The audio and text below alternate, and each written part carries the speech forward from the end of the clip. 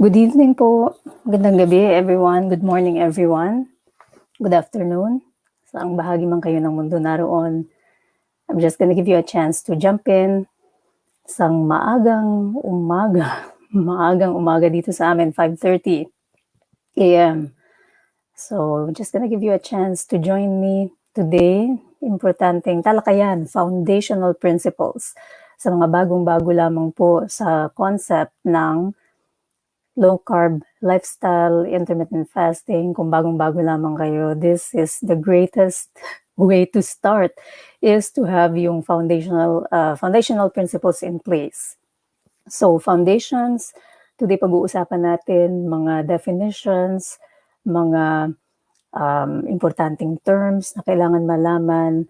Meron tayong question and answer portion. So yung meron pong mga tanong dyan, ilagay po sa comment and susubukan nating sagutin ang mga katanungan po. Yung hindi masasagot na katanungan, pwede namang sa susunod na lamang kasi we're having our regular broadcasts. So today, foundational principles para ang inyo pong simula sa inyong healthy lifestyle ay malakas. So strong foundation will give you more, you will be able to do the thing more properly and you'll be able to commit to this lifestyle in a better way kasi malakas ang inyong foundation. So, sa mga bago lang po sa channel namin, ito po ay being broadcasted sa Filipino-Canadian Organization, sa Global TV, Filipino Success Movement. Ito po ang inyong lingkod, Dr. Iris. Isa po akong level up mentor, level up. Ang layunin namin, hatakin kayo pataas. Hatak pataas, mag-level up para po sa lahat ng aspeto po, hindi lang sa physical aspect. Syempre, nandyan din yung emotional, dyan din yung mental, and dyan din yung spiritual aspect. Lahat po yan, kailangan natin mag-level up. Sa physical aspect, coming up soon, meron na naman tayong guest kasi physical is also not only about health, pero importante ring i-consider ang wealth. So, ang susunod na guest natin actually next week, I believe, ay, oriented sa leveling up in the wealth aspect. Alam ko marami sa ating mga followers yung mga entrepreneurs, yung mga negosyante. So, stay tuned po, hindi ko kayo nakakalimutan. Ngayon, nagpo-focus lamang tayo sa health kasi marami talaga nangangailangan. But we also want to encourage na mag-level up po kayo sa inyong wealth. So, yeah, yun po ang ating mga layunin sa ating platform. So, tingnan po natin kung sino mga nandito before we start. We have Marjorie. Hello po, magandang gabi. Hello, ito walang pangalan, pero hello din po. Dito rin po si Miss Jobs from Hong Kong. Hello po sa mga kaibigan natin dyan sa Hong Kong. Sana po kayo ay mag-level up sa inyong health ngayong gabi, ngayong umaga. Good morning from Canada. Yes, si Miss Alpha or Mr. Alpha Noel. Miss or Mr. Good morning po. Saan po kayo naroon? Dito sa Canada. Yeah, good to see you here.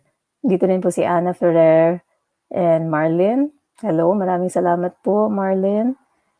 Ayan, si Miss Valley. Hello, Miss Valley Ahero from Italy. Yeah, so andito rin po si Therese Ovilkang. Magandang gabi from South Korea. Hello po mga kaibigan natin dyan. And sino pa pong hindi ko nakita dito? Yes, maraming salamat po Miss Mariel Magsisi for always watching. Sana po marami tayong takeaway today.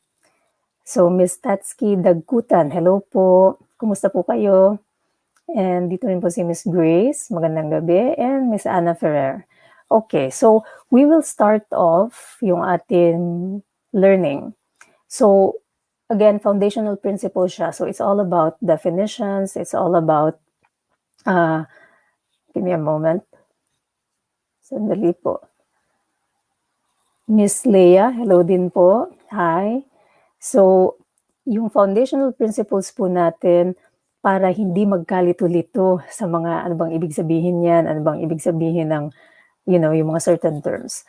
So, let's go first with definitions. So, alam niyo na po yung tungkol sa low carb, pinag-usapan natin yan many times. Sa mga hindi po nakakaalam, low carbohydrate, ito po ay simply definition according to the net carbs per day na intake. So, suma total po. Ano? Suma total. So, net carb intake per day ng isang tao. And pag sinabi pong low carb, meron po siyang tatlong category. So, dito po sa ating pinopromote, ito po siya. Yung pinopromote po natin is the first, itong unang nasa kaliwa, yung ketogenic and moderate. So, ketogenic, nakikita nyo dito yung definition niya. Sa kaliwa, siya yung pinakamababang net carb, which is under 20 grams per day. Ngayon, pag sinabi namang moderate, siya yung 20 to 50 grams per day na net carb. Hindi natin masyado pinopromote yung liberal, unless na lamang talagang hirap na hirap mag-start at maraming na-experience na side effects sa low carb na 50 grams or less, then medyo magsanay muna dito sa liberal, 50 to 100 grams per day. And nakikita nyo dyan yung example. Nakikita nyo dyan, nandyan yung masarap na karne, which is protein, and ang mga carbs niya will mainly be itong mga veggies na ito. So, habang dumadami yung net carb, nakikita nyo, dumadami din yung mga veggies dyan. And most of the time, ang pinopromote natin is yung above ground. Sa taas ng lupa, tumutubo, ano po, para less starch, less carbs. So, yan po yung very basic definition, yung low carbohydrate. So, again, we're focusing more on ketogenic and moderate. So, ngayon, mapunta naman tayo sa usaping intermittent fasting. So, intermittent fasting naman, the definition is, it is a voluntary. So, voluntary, walang namimilit sa'yo. Ito ay completely within your control. Voluntary period of fasting, which is longer than the period of eating. So, yung iyong kusang pagdidesisyon na ikaw ay hindi kakain is longer than your period of eating. So, marami kasing nagtatanong, ano po, lalo na dito po sa Western world, mga tinatanong nila, di ba yan the same as starvation? Yung pagkagutom, yung, you're starving, yung ginugutom mo sarili mo. Well, the main difference is yun nga pong voluntary. Ito, meron diyang makakain. So, two things. Voluntary siya at saka it's within your control. Kasi anytime pwede mo siyang i-end. So, pag sinabi kasing starvation, usually wala kang control doon. Unang-una, wala kang makain. In times of, for example, war or famine or kung anumang, situation na talagang walang access sa pagkain, yun yung nagli-lead into starvation. Kasi walang availability ng food. And second, hindi mo siya makontrol. Kahit anong gawin mo, walang makain. Dito sa intermittent fasting, you actually have access to food. Ikaw lang mismo yung voluntarily na nagsasabi sa sarili mo, hindi ako kakain. So that's a very important key distinguishing characteristic ng intermittent fasting. So now, let's go to yung types of fasting. So siguro kasi nakikita nyo yan, naririnig nyo. Ngayon, baka may mga nalilito. Ano ba yung mga, na yan, yung naririnig ko? Time-restricted eating, ano yung short-term fast, ano yung long-term fast. So, pag sinabi pong time-restricted eating, sa salita mismo niya, ang atin pong kinokontrol is yung oras. Yung oras po doon tayo nagfo-focus. So, ayon sa research, yung mga pinaka-effective na time na i-control natin yung ating pagkain at doon tayo mag-fast is actually yung circadian rhythm time. Circadian rhythm, yan yung internal body clock natin. Yan yung pangsariling orasan ng katawan na nakabase sa pagsikat ng araw at pagbaba ng araw. So, pag sinabing time-restricted eating, usually you have a break during the nighttime. So, preferably earlier nighttime dinner. So, yun na yung last meal po ninyo and then matutulog na. So, walang midnight snack, walang kung ano-ano dyan habang nanonood ng TV. And then, you're gonna stretch it all the way to breakfast. So, yun yung pinaka-effective na time-restricted eating pattern. And how does that look like? So, ito po yung example nun. So, pag sinabi natin, for example, in that case, ayan po, 16-8. Narinig po ninyo siguro yan. 16-8. Tingnan nyo dito. Meron kayong 16 hours fasting. Yan yung nasa green. And you only have that 8-hour eating window. Sa example na ito is, let's say, 10 a.m. Kayo nagsimulang kumain. So it's a little bit later breakfast. So para na po siyang brunch. Yeah, so it's a little bit later breakfast. And then you can eat all the way. So 8 hours yan. So pag binilang natin, all the way to 6 p.m. And in this window, preferably try to compress yung inyong meals into fewer eating times as possible. So, bakit po ganun yan? If you remember, na pag-usapan natin, sino nga po ba yung mga datihan na po dito sa ating channel, sa ating platform? Bakit gusto nating kino-compress as much as possible yung ating eating time into fewer amounts of time? Sige nga po, tingnan po natin. Sino makakapagsabi? Let's have a look. Sino pong magsasabi? Bakit po? Bakit kino-compress natin yung ating eating time into a fewest numbers of time as possible?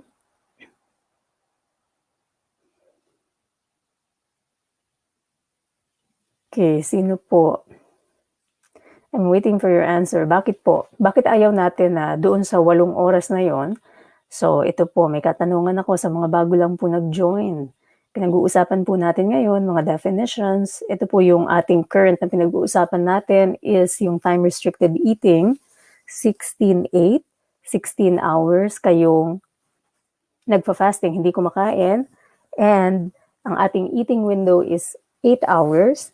So, dyan sa eating window natin na 8 oras po, bakit we are recommending to only eat the fewest number of times? Yung number po, yung number of times, preferably 2 or 3 times. Bakit po? Yeah, so so ito ang galing. So Miss Jobs, because kailangan mong isnab si insulin, right? Remember guys, it's boss insulin. So boss insulin is the main driver ng fat storage. So especially po sa mga gustong mag-lose weight, kahit na po yung mga nandito rin for disease prevention, tied in with insulin resistance, you will really want to isnob. Ganda ng term ni Miss Jobs. Isnob si boss insulin kasi habang gumagana si boss insulin, ano nangyayari? Yan. Give me a moment. Tatanggalin ko lang po ito. Ayan. So more insulin, more fat storage. And again, naipakita ko na ito sa inyo dati, the more that you eat. So for example, dito sa chart na ito, ayan, nakita ninyo yan. The more that you eat, yung pula, the more that you're stimulating boss insulin, and the more fat storage, fat deposition happens. So kung gusto nga natin mag-lose ng weight at gusto natin i-reverse ang ating mga medical conditions, then hindi magandang idea na patuloy nating iniistorbo si boss insulin dahil every time na istorbohin mo siya, more na magkakaroon ka ng fat production. Hindi ma-reverse yung iyong medical condition. So that's the premise behind that. So kung tayo'y magsi-16-8, try nating i-compress 2 o 3 beses lamang po tayong kumakain. So let's have a look here kung sino po ang may mga comment. Let me see. Ayan, si Miss Ruth. I've been on TMAD. So TMAD, para sa mga baguhan, TMAD, 2 meals a day. So sabi niya, she's been on TMAD 16-8 for 43 days and brought down my fasting sugar from 127 to 82. Bravo! Galing po. Very good. Yeah, so ayan ulit siya, Miss Ruth. Insulin drops during fasting. Very true. So, yan po ay napakahalagang malaman. So, katulad po sa case ni Miss Ruth, kung saan she was doing it for her health, tinatry niyang i-reverse yung kanyang high blood sugar. Ang nangyari po doon, because she's been doing TMAD, 2 meals a day lamang instead of 3. So, she was compressing her eating sa 2 lamang na beses. So, guess what happens? When you do that, na 2 beses lamang, di syempre less insulin stimulation like ito. So this is the 8-hour eating window. Ano po? So nag-lunch dinner lang for example, makikita nyo, ano pong nakikita nyo dyan sa green? The green, which is yung fat burning mode, ayan po yung green, mas maraming time. You're spending more time in fat burning compared to kulay pula, fat storage. So this is really important to understand. It's a very basic concept. So doon po sa mga nagsasabi na, nahihirapan ako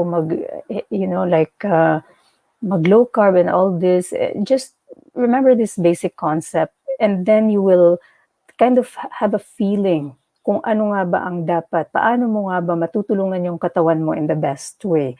And the best way to help your body is to stop feeding it so many times.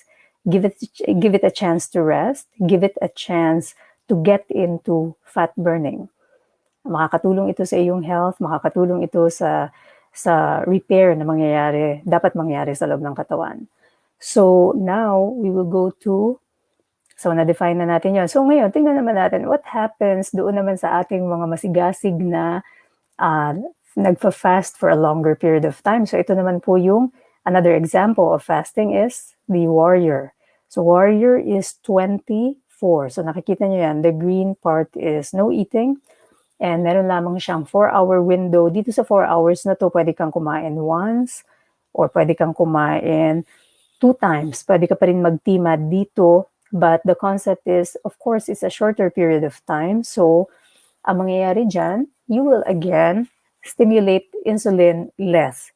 Kasi sanay ka na, kumbaga yung katawan, mas mahaba talaga. Tingnan nyo, nasa fat burning po siya. Yung green is fat burning. And then we have yung mga nag-OMAD. So mga sa bagong-bago lang dito, 1 meal a day, OMAD. Ito naman is a very short period of eating time. Usually once lang siya. So look at this. You're spending a lot of your time in the fat burning state. So napakaganda po kasi the more that so here's another graphic for this. Ayan. So ito, yung kanina pinakita ko sa inyong 20 hours, yun yung warrior. And ito naman ito is just a graphic representation ng one spike lang siya. So, that is usually what happens kung kayo po ay nag-OMAD or warrior, tapos isang beses lang kayong kumakain. And then, so, right now, we are actually defining itong mga so we're talking about time-restricted eating. Itong warrior and yung OMAD are short-term fast. So, anything less than 24 hours is a short-term fast. Now, when we say long-term, so short-term fast pala, you can also include sa short-term fast ito pong ganito, which is yung 36-hour fast. So 36-hour fast depends on who you talk to. Minsan they define 36-hour as still short-term. So 36-hour, tingnan niyo po ito. There's day 1, nag-breakfast kayo, nag-lunch kayo. Hindi kayo. So let's say breakfast yung inyong last meal. So lunch, dinner, hindi kayo kumain. Day 2, breakfast, lunch, and then dinner na kayo kumain ng day 2. That's gonna give you a 36-hour fast. So, ayon sa pagsusuri, yung 36-hour fast is pretty effective to reap the benefits of fasting.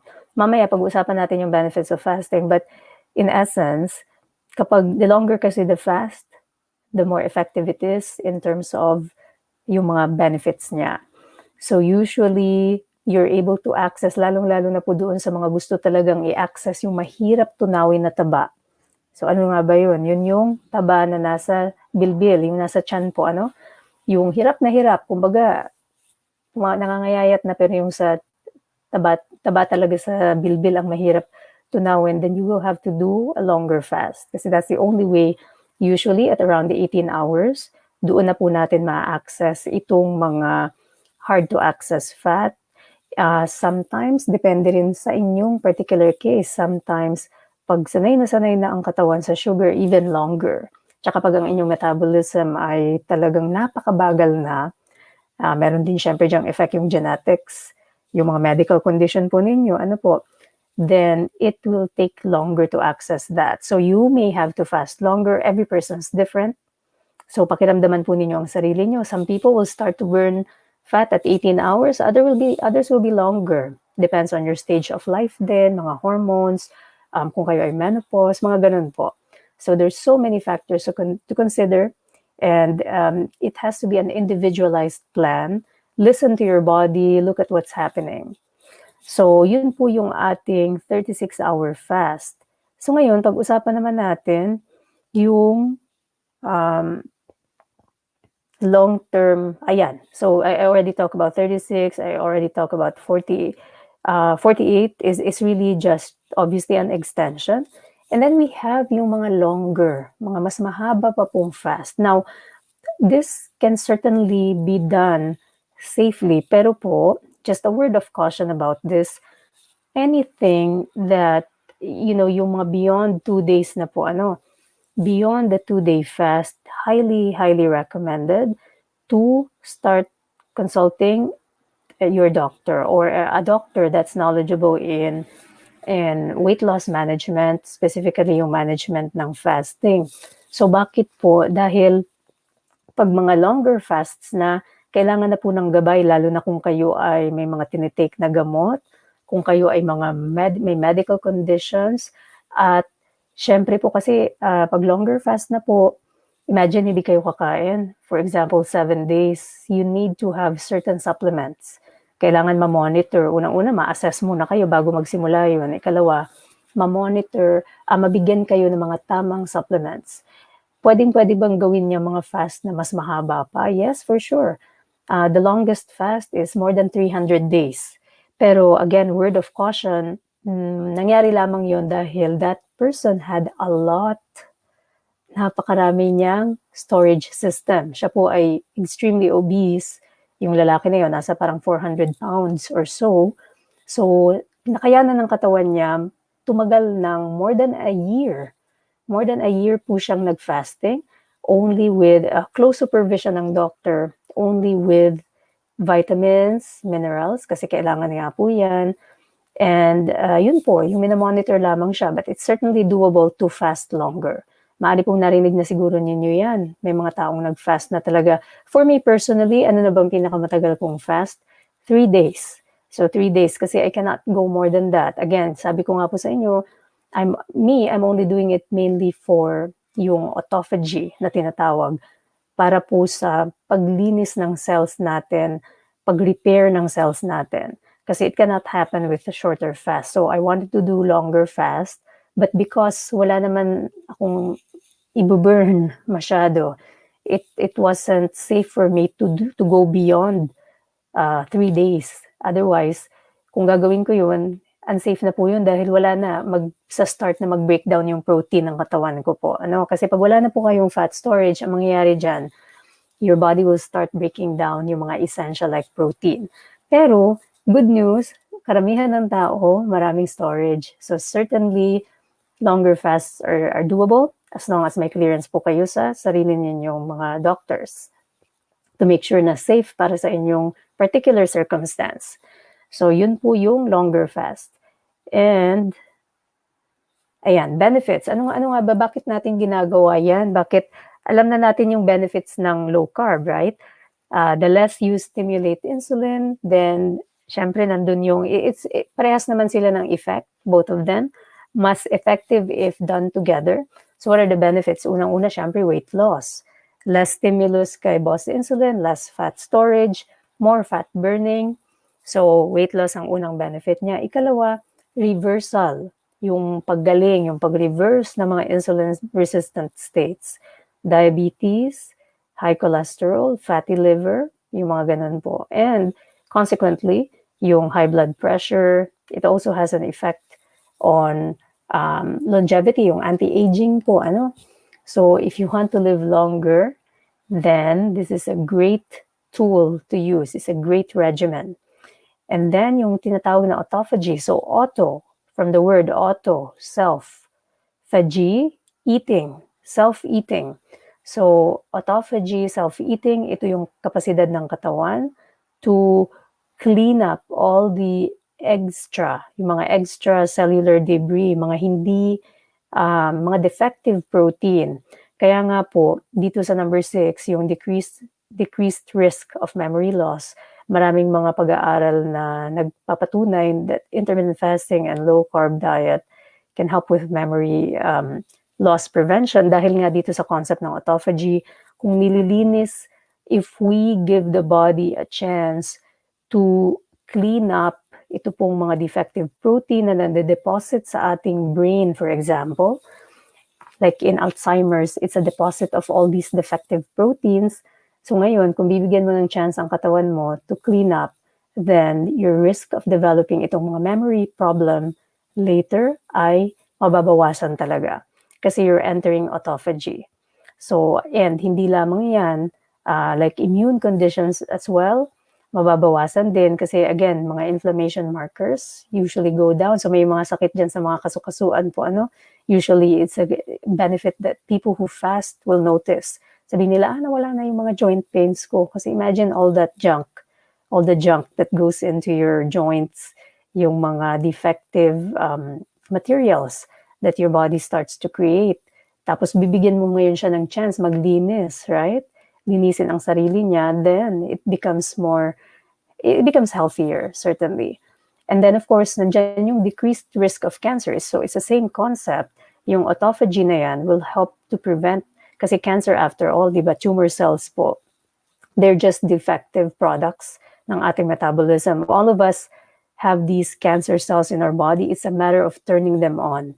So ngayon, kung ang katawan will never get a chance to repair itself dahil lagi po ninyong pinifeed at never siyang, it never gets into cleaning mode, ano po mangyayari? More chance of developing cancer.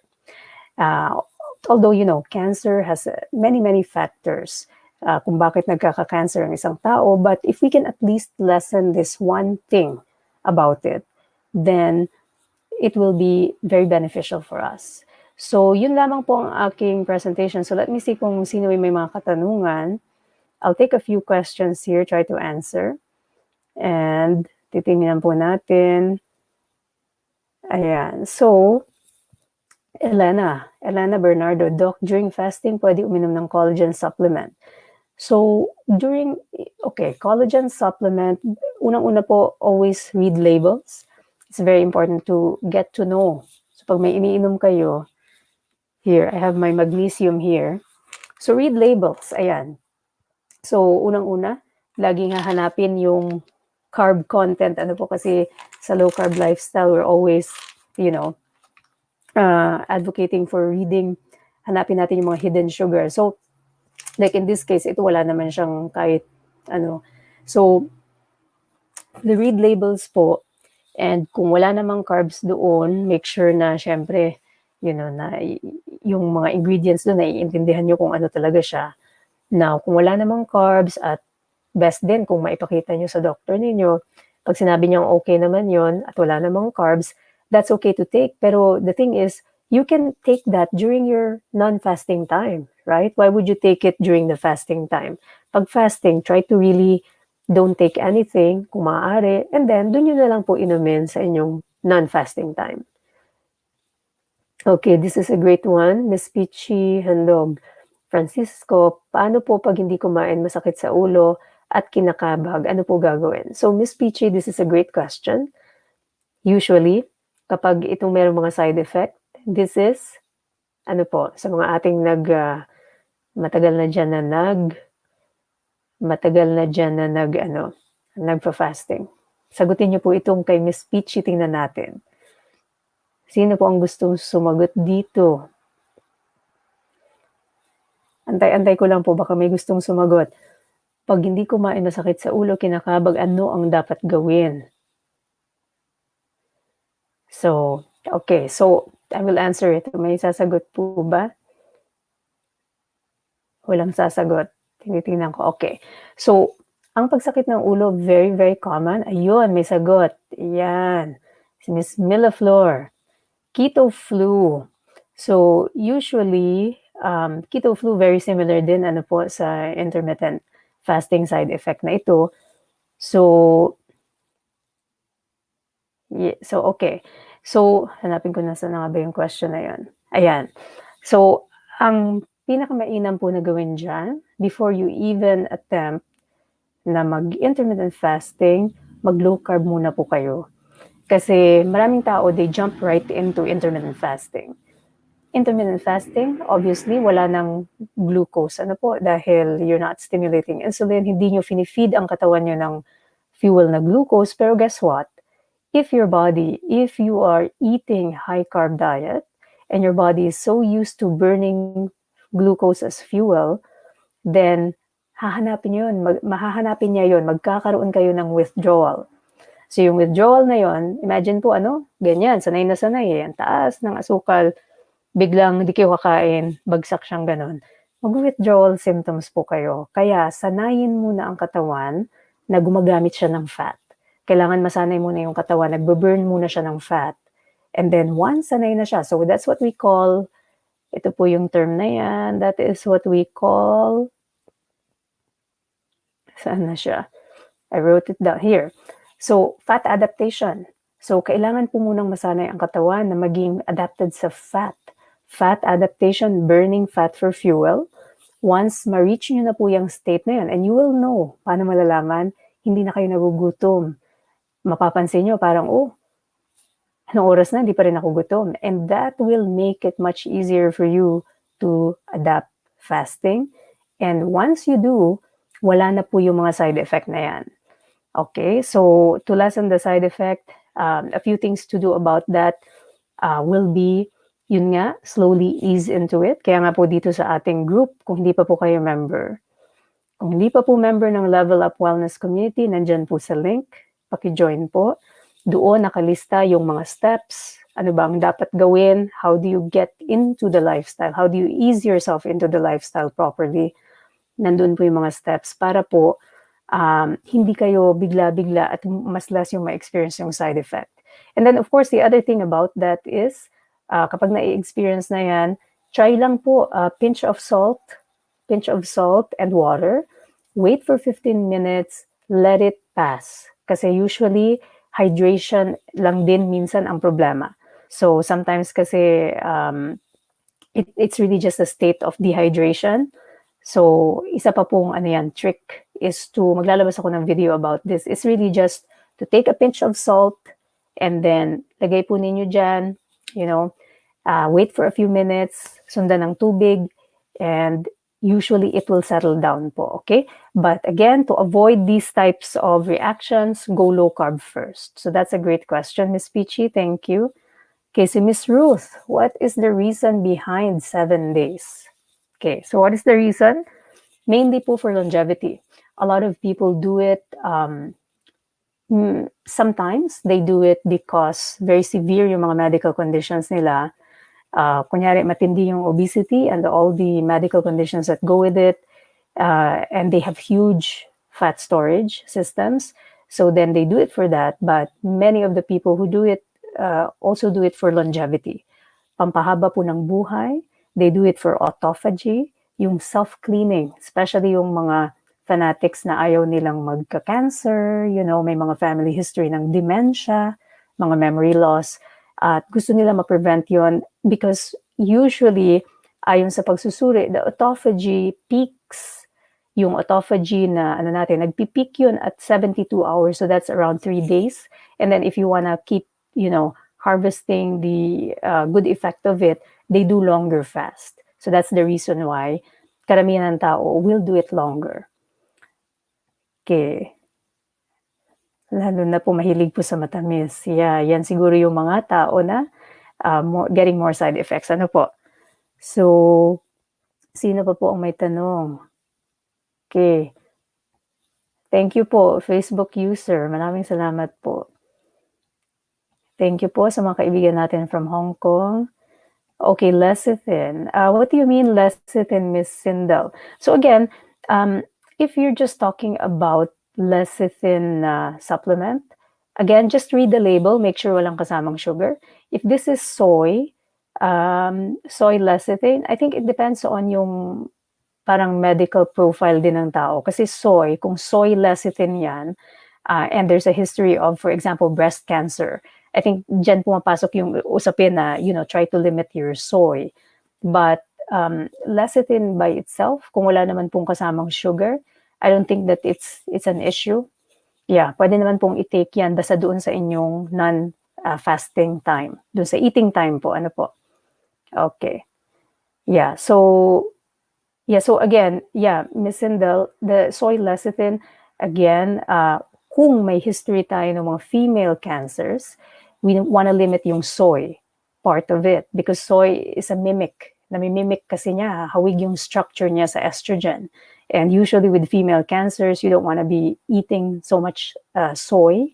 Pero kung wala namang mga ganun na history at lecithin, soy lecithin lamang din, as long as wala siyang sugar dun sa label, pagbasa nyo, then you should be fine to take that sa inyong non-fasting time.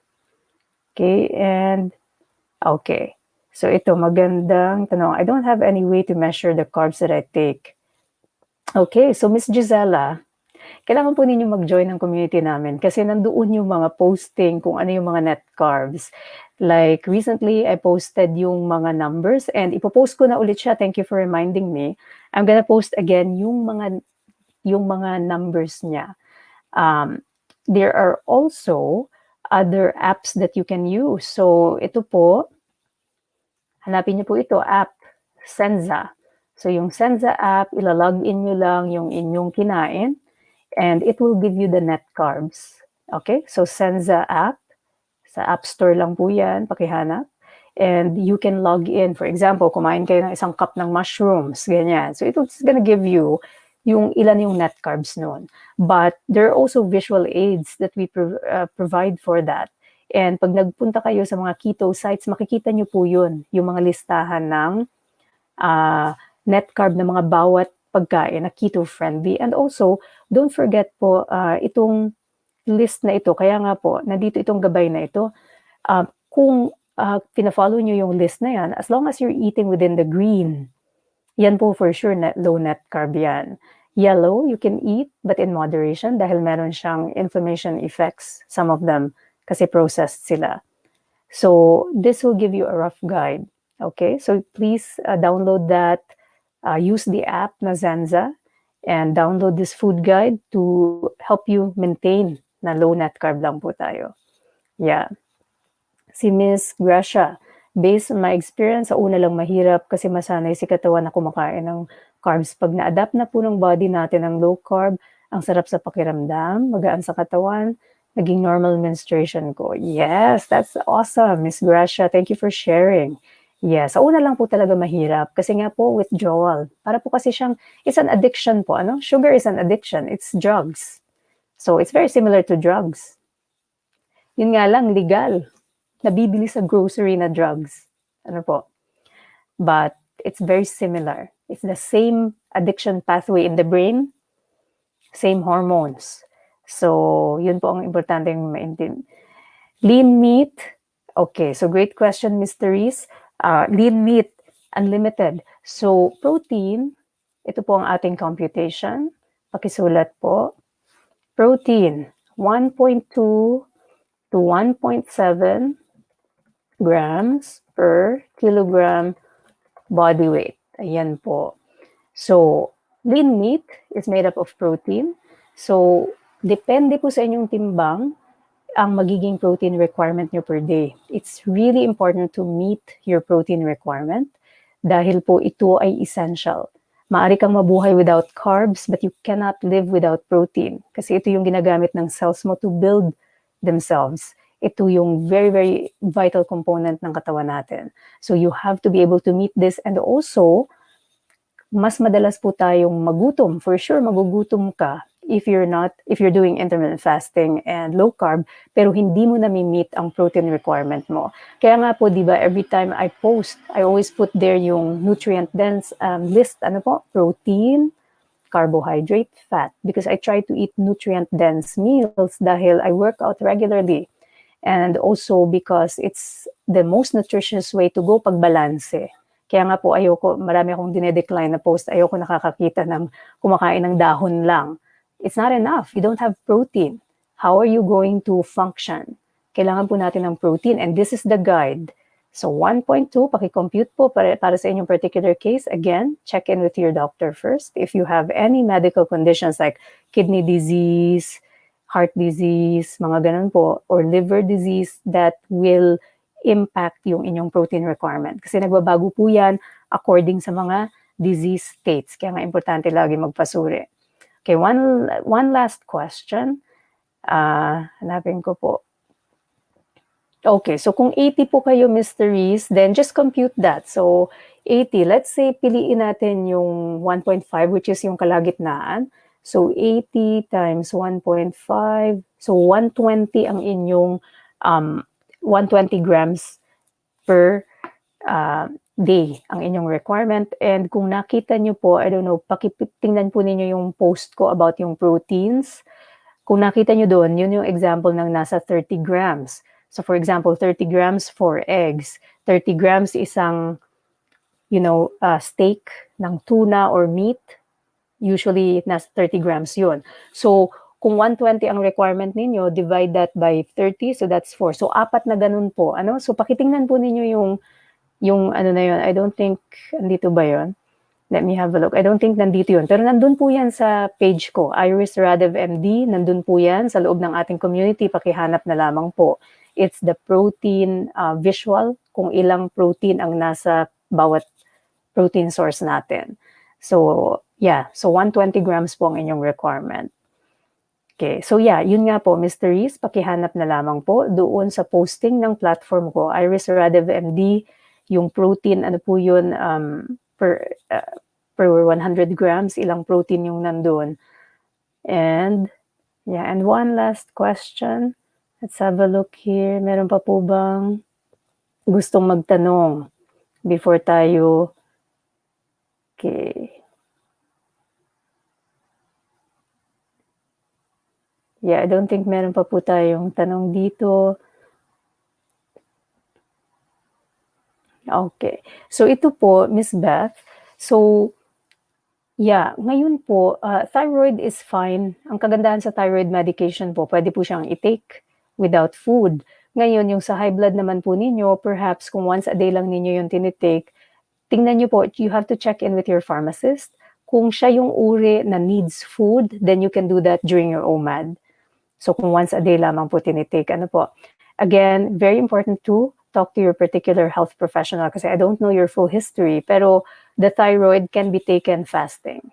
Yun pong gamot sa high blood, kailangan mo nang i-check. Kung kailangan yan ng pagkain, then take that during your eating time. Kung hindi naman kailangan, then you can take that as well during your fasting time. Okay, so yun lamang po for now. Let me, yeah, so next time na po, mag-live ulit tayo. So may mga katanungan, please join the next live. Ihanda na po yung mga tanong. And I'll see you all again soon. Please make sure po to join us. Join us po. Sa hindi pa na mga nag-join, Level Up Wellness Community para sa marami. We're having nga po pala a stress reduction session sa mga tao kung gustong matuto, how do you reduce your stressful circumstance. So stress reduction, kasi very important part po ang ating emotional and mental health. Hindi lamang po yan pagpapapayat. Ano po, kahit po anong gawin ninyong low carb at fasting, kung kayo stressed, mahirapan po kayong pumayat dahil po sa effect ng hormones. So effect ng cortisol, which is the stress hormone, huge effect on metabolism. So kung kayo rin ay struggling with stress, again, nandun po yan sa ating Level Up Wellness Community, yung link sa live Zoom meet. Make sure po na kapag kayo mag-register, kayo po i-attend kasi maraming gustong umattend noon. Sayang yung spot. It's a live session po. So yun lamang po. I'll see you all again soon and have a great day. Stay healthy po. Stay low carb. Okay, bye for now.